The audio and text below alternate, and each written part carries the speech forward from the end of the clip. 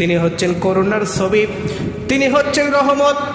আল্লাহ বলেন ওয়ামা আরসালনাকা ইল্লা রাহমাতাল লিল আলামিন।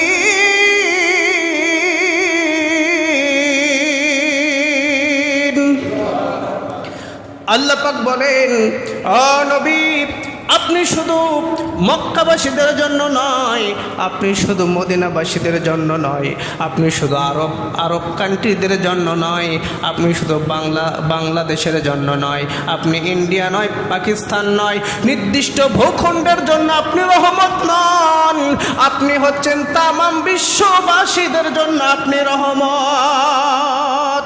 জোরে বলেন সুবহানাল্লাহ।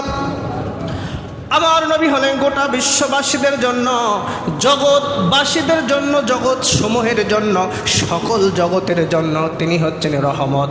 আলম মানে হচ্ছে জগৎ, আর আলামিন মানে হচ্ছে জগৎ সমূহ, সকল জগতের জন্য তিনি হচ্ছেন রহমত। দো জাহানের কান্ডারি নবী রহমাতুল লিল আলামিনের জন্ম হলো